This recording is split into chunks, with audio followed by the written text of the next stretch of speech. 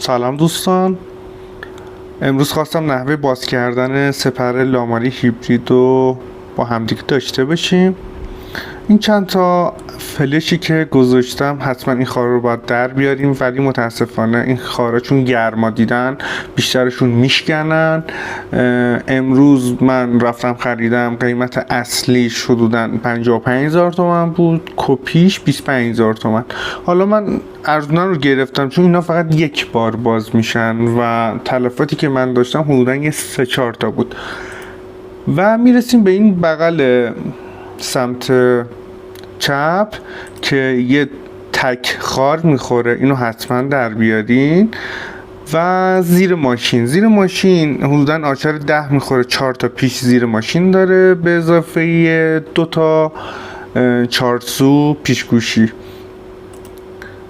بعد میایم مرحله بعد که حتما هم سمت راننده هم سمت شاگرد 2 تا پیچ داره، اینا رو حتما باز کن، پیش گوشتی میخوره.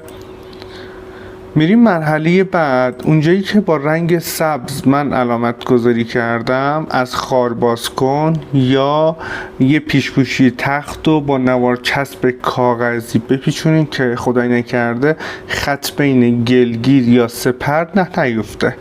متاسفانه این سمت راننده من باز کردم، یه کوچولو خارش ترک برد، خاری که رو خود سپر هستش، ولی دیگه چاره نداشتم. اگه دقت کنین، حالا اشتباهی که من کردم، من یه کوچولو عجله کردم، شما اگه دقت کنین به نظر من نمیشکنه، ولی حالا شکستنش فقط ترک بود، یعنی موضوع بسیار مهمی نیست. من دوباره حالا نصب شدهش هم میذارم که اصلا معلوم نیست. و میریم مرحله بعد. همینطور که داخل تصویر میبینین من سپر رو کامل باز کردیم. و یه موضوعی که هست، شما باید خیلی خیلی دقت کنین وقتی که از اون گوشه‌ای که دارین سپر رو باز میکنین محکم بکشین، سپر پاره میشه. متاسفانه جنس پلاستیکش یه کوچولو نازکه، پس به مرحله و بسیار دقت کنین که خدایی نکرده پوسته سپر پاره نشه. در کل باز کردن سپر کار زیاد سختی نبود، فقط دقت میخواد. و یه موضوع بسیار مهم اینه که وقتی که پوست سپر رو باز میکنین اصلا ماشین رو بیرون پارک نکنین، چون کلا 4 تا پیچ باز کنن چراغتون رو میتونن بردارن.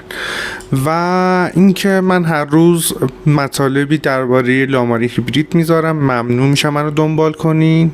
روز بخیر، خدا نگهدار.